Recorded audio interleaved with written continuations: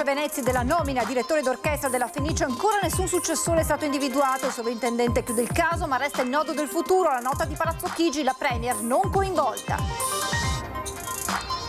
Banca occulta gestita da cinesi per riciclare denaro con annessa bisca clandestina è quella scoperta dalla finanza nella zona industriale di Padova. 12 arresti, 17 le misure cautelari eseguite, confiscati beni per 40 milioni di euro.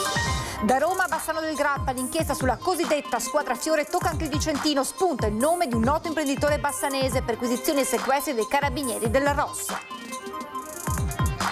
Il dramma familiare di Loria con la bimba di 18 mesi travolta dal trattorino tagliaerba. Il papà iscritto nel registro degli indagati per lesioni colpose gravissime. Si valuta la posizione della madre, salvata la gamba della piccola.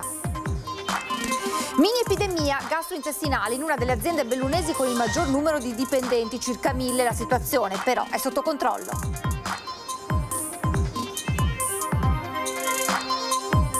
Migliaia di agricoltori veneti in protesta oggi al Brennero per difendere il Made in Italy, consistente rappresentanza dal Veneto per chiedere maggiori tutele. Grande successo per la 26esima edizione della Padova Marathon. Il vincitore arriva dall'Uganda, podio veneto per la mezza maratona. Buonasera e ben ritrovati con l'edizione regionale dei nostri telegiornali. In primo piano dunque il caso Fenice con quanto accaduto nelle ultime ore. E allora, dopo la revoca alla Venezzi come direttore d'orchestra della Fenice, ancora nessun successore è stato al momento individuato. Colabianchi chiude il caso, ma resta il nodo della nuova direzione musicale e delle possibili ripercussioni sulla sua gestione.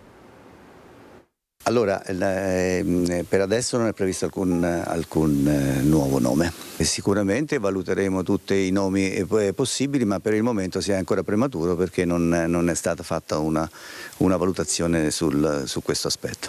Così Colabianchi chiarisce che non c'è ancora alcun nome sul dopo Venezzi, segnale che la scelta verrà affrontata solo dopo aver chiuso definitivamente la vicenda politica e mediatica.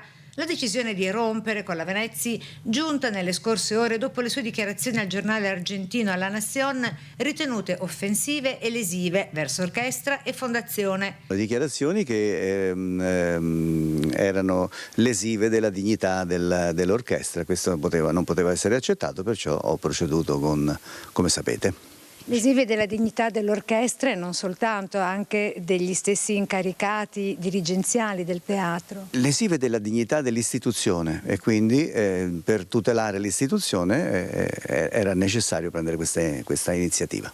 Ora, dopo lo strappo definitivo tra Beatrice Venezzi e la Fondazione Teatro La Fenice, si aprono soprattutto 3 scenari. Il primo è quello interno alla Fenice, ovvero la priorità di trovare un nuovo nome per la direzione musicale prevista da ottobre 2026. Non è una figura obbligatoria, non è urgente procedere a questa nomina, abbiamo tempo di rifletterci e troveremo la soluzione più opportuna, precisa sempre Colabianchi, e proprio da lui si apre un possibile secondo scenario. Essendo stato lui a nominare Venezzi mesi fa e a revocarle l'incarico, inevitabilmente si apre un fronte sulla sua gestione. L'opposizione politica e parte del mondo musicale potrebbero chiedere conto di una scelta prima difesa e poi smentita nei fatti. Il terzo scenario è quello personale pubblico della Venezzi. La rottura con la Fenice rischia di pesare molto sulla sua credibilità artistica in Italia, ma potrebbe anche trasformarsi in un rilancio mediatico e politico. Il caso ha infatti ormai superato i confini del teatro e si è spostato sul terreno delle appartenenze e delle relazioni istituzionali. In sintesi, più che la fine di una nomina, questa appare come l'inizio di una nuova partita, ovvero chi guiderà la Fenice da ottobre, quanto reggerà Colabianchi e quale sarà il prossimo approdo della Venezzi. Ha avuto modo di sentirsi col maestro Venezzi? No. E non avete intenzione di farlo? No. E dopo l'addio a Beatrice Venezzi, le maestranze con l'orchestra e le sigle sindacali tornano a chiedere anche la revoca del sovrintendente Nicola Colabianchi. Voi dell'orchestra e del coro della Fenice avete chiesto anche la sospensione dello stesso sovrintendente?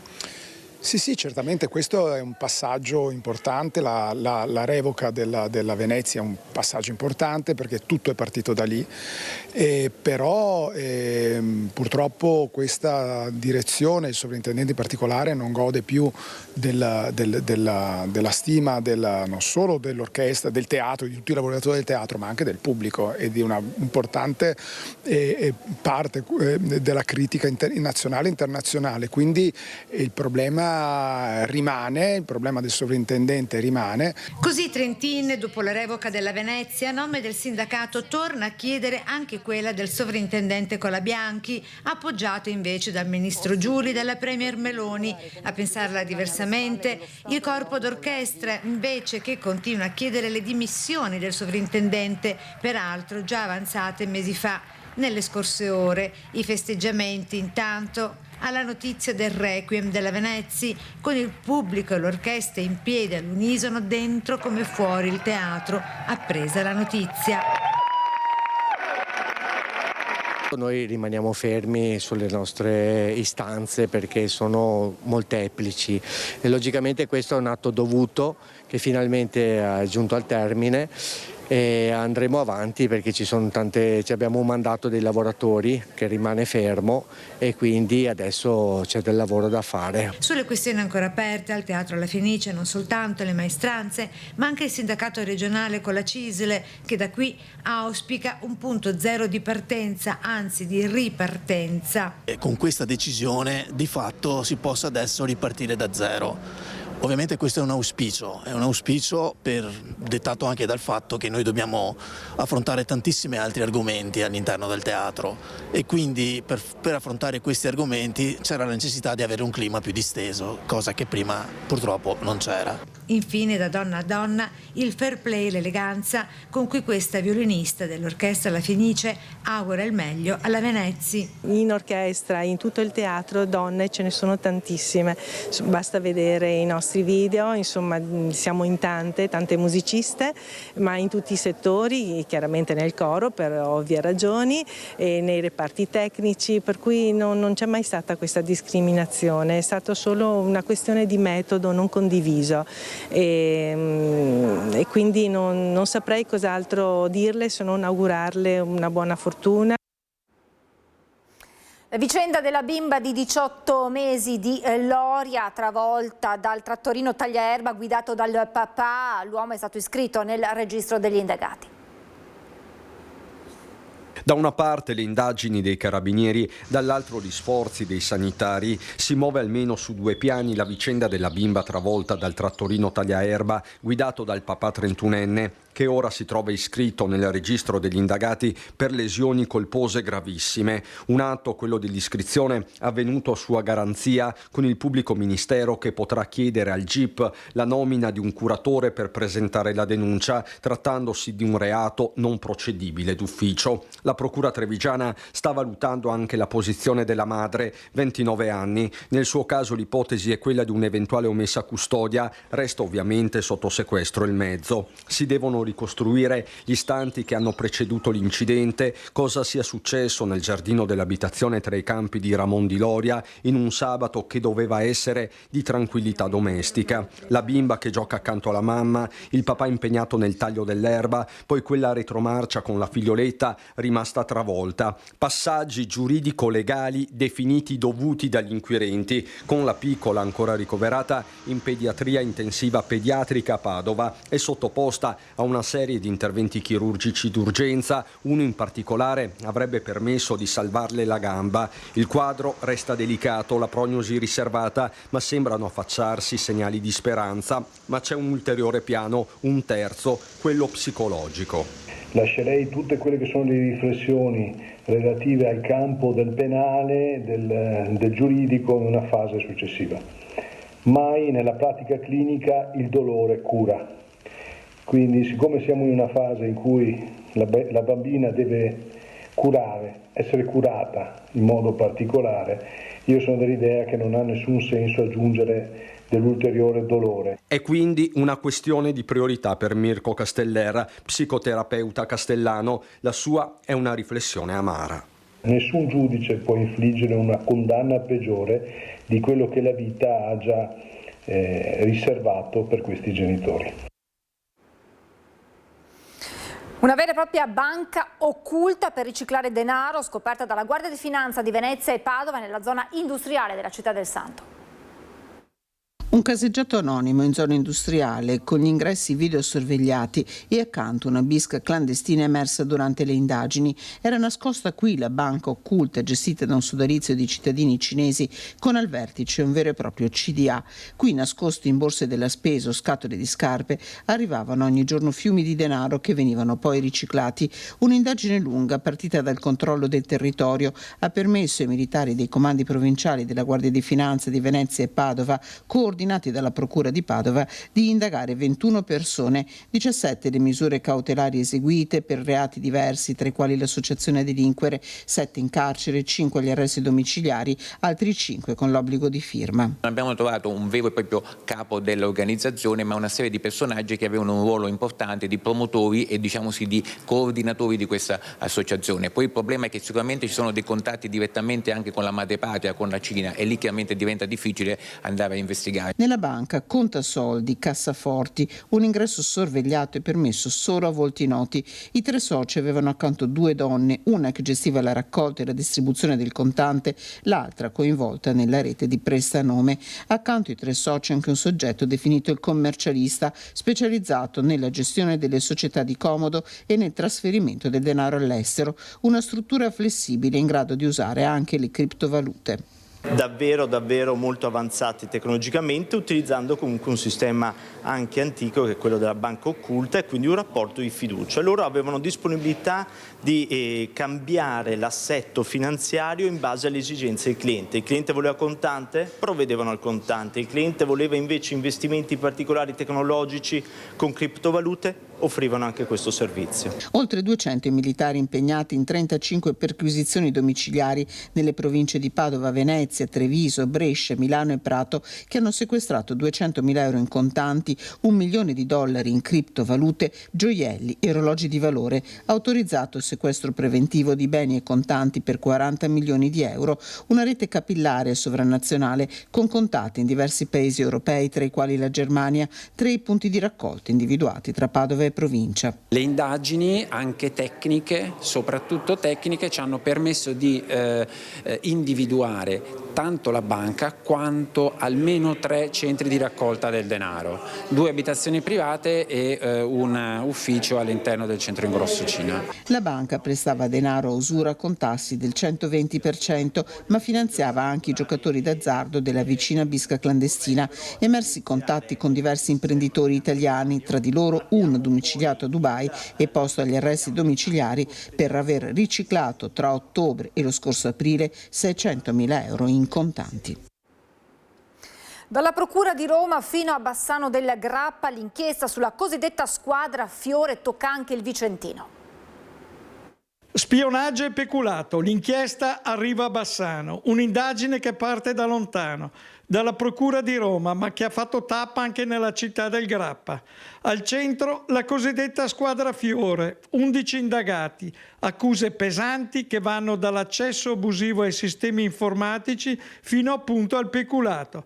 Tra i nomi coinvolti compare quello dell'imprenditore bassanese Enrico Fincati, già noto in città anche per il suo passato nello sport e in politica. Nella sua abitazione di Viale Venezia i carabinieri del ROS hanno eseguito nei giorni scorsi una perquisizione sequestrando documenti e materiale informatico. Secondo quanto emerge, l'indagine ruota attorno a un presunto sistema di dossieraggi illeciti e raccolta di informazioni riservati. Un'indagine che, stando agli inquirenti romani, sarebbe stata portata avanti anche grazie al contributo di figure con accesso a dati sensibili. Tra queste spicca il nome di Giuseppe Del Deo, dirigente del Dipartimento per le informazioni della Presidenza del Consiglio, accusato di aver utilizzato strumenti e conoscenze per ottenere dati coperti da riservatezza. Informazioni che, dice la Procura, sono poi finite in circuiti privati. Nel fascicolo è anche l'ipotesi di peculato. Si parla di milioni di euro che sono transitati verso società, alcune di queste riconducibili allo stesso Fincati, tra cui la SIND e realtà collegate al gruppo Mind. Un sistema complesso fatto di relazioni tra pubblico e privato che ora dovrà essere però ricostruito punto per punto dagli investigatori. Gli accertamenti sono in corso, mentre gli indagati potranno difendersi nelle sedi opportune, a cominciare da Fincati. Bassano osserva ancora una volta al centro di una vicenda che intreccia affari, sicurezza e potere, ricordando che un'inchiesta non vuol dire colpevolezza, ma serve per accertare quello che realmente è accaduto. E Fincati, fino a prova del contrario, è innocente. Ed ora in un'azienda di Feltre dove si cercano le cause di una lieve epidemia gastrointestinale tra i lavoratori. Villa Paiera, zona industriale, stabilimento della Clivet, oggi le verifiche dovute per quanto accaduto nei giorni scorsi con alcuni dipendenti, alcune decine, che hanno avuto dei disturbi intestinali. Clivet di Feltre, presunti casi di intossicazione di cui non se ne riesce a decifrare l'origine. Una cinquantina di lavoratori hanno accusato malesseri come nausea, crampi addominali e stanchezza. Non si tratterebbe dunque di episodi isolati e alcuni di loro, preoccupati dal persistere dei sintomi, si sono rivolti al pronto soccorso. Abbiamo ricevuto dai responsabili degli stabilimenti delle segnalazioni di un elevato tasso di assenteismo per eventi gastrointestinali e quindi abbiamo pensato, al di là di possibili eventi esterni come il classico virus, di attivare dei controlli interni. L'azienda ha immediatamente attivato le procedure di controllo e profilassi, mettendo sotto osservazione, ma sin qui senza risultati, soprattutto acque e distributori, mentre resta sotto verifica il servizio mensa, ma per avere un risultato saranno necessari alcuni giorni. Abbiamo iniziato con le acque potabili, quindi è stata contattata la SIB di Belluno per verificare se ci fossero state segnalazioni di interruzione della potabilità dell'acqua, ma era negativo. Poi ci siamo mossi sul distributore, la ditta che ci fornisce la distribuzione delle bevande calde, quindi caffè, tè, acqua, eccetera, per verificare con loro lo stato di sanificazione di tutte le apparecchiature, che era stato fatto di recente, e parallelamente abbiamo anche interpellato la Mensa, che è un servizio esterno, non è di Clivet, per appunto attivare il loro protocollo HACCP per eventuali analisi su gli alimenti e sulle superfici di lavoro della Mensa. Altra possibilità, quella di un virus entrato dall'esterno, magari veicolato da un portatore sano e poi trasmessosi tra i dipendenti per via aerea. Un controllo è stato disposto anche dall'ULSS 1 Dolomiti. La situazione sembra comunque già in via di rientro. Migliaia di agricoltori veneti oggi in protesta al Brennero per difendere il Made in Italy. In 10.000 al Brennero per difendere l'agricoltura e l'allevamento italiano. Sono partiti anche dalle campagne di tutto il Veneto in migliaia per far sentire la propria voce in un momento di crisi. La guerra in Medio Oriente e le tensioni sullo stretto di Hormuz hanno ricadute gravi anche sulla nostra regione. Siamo qui anche per protestare contro l'aumento del caro energetico che sta condizionando fortemente anche le nostre attività, aumento del gasolio, dei costi energetici, dei fertilizzanti. Siamo qui anche per manifestare basta guerra, mettiamoci su un tavolo, dialoghiamo e cerchiamo di risolvere questa situazione che oggi sta provocando tantissimi danni economici alle nostre aziende. Le richieste degli agricoltori però sono anche per l'Europa, per combattere quel fenomeno paradossale dell'ultima trasformazione sostanziale che permette a prodotti stranieri di diventare Made in Italy. Cosce di pollo che diventano magicamente, pur provenienti dal Sud America, crocchette di pollo italiano, cagliate ucraine che diventano mozzarelle italiani, carciofi egiziani che vengono tagliati e messi sott'olio che diventano carciofini sott'olio italiani, prosciutti che provengono dall'Olanda e solo perché salati diventano improvvisamente e magicamente prosciutti italiani.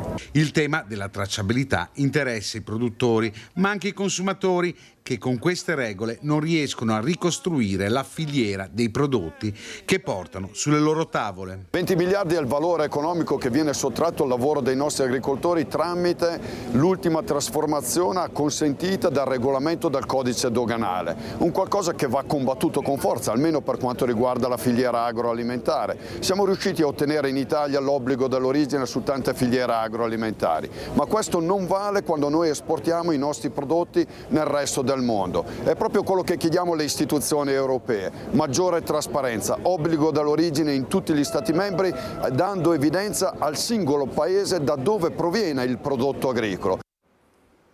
Cambiamo argomento, grande successo per la 26esima edizione della Padova Marathon.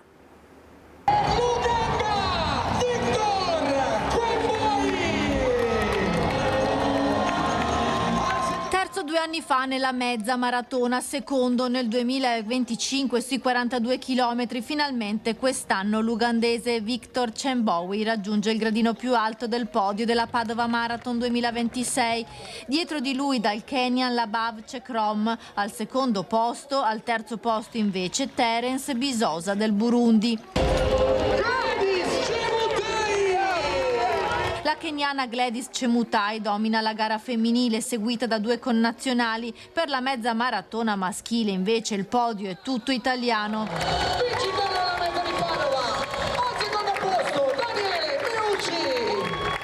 Ahmed Houda al primo posto e Daniel Meucci, atleti della squadra dell'esercito, mentre al terzo posto il veneto Daniele Ferronato di Trevisa Atletica. Sia lui che Houda sono allenati da Ruggero Pertile. Padova è una città che mi ha aspettato, mi ha accolto e sto coltivando i miei sogni qua, grazie sotto la guida di Ruggero Pertile.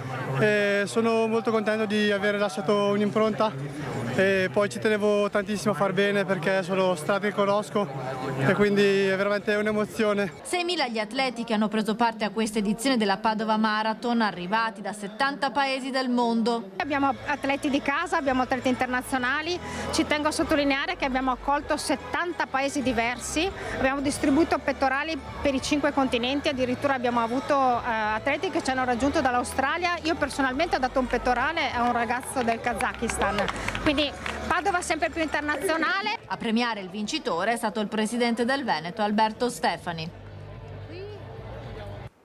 E adesso una notizia di calcio legata al caso arbitri, perché sarà il bassanese Dino Tommasi, 50 anni, nuovo designatore ad interim fino a fine campionato dopo l'autosospensione di Gianluca Rocchi. È stato nominato appunto designatore arbitrale ad interim per la Serie A e la Serie B fino al termine di questo campionato. Questo è quanto appreso da ambienti dell'AIA. Gianluca Rocchi, indagato dalla Procura di Milano per concorso in frode sportiva, sarà dunque sostituito da Tommasi fino alla fine di questo campionato. Ed è davvero tutto per questa edizione, ora la sigla e le previsioni del tempo. Grazie per essere stati con noi, buona serata.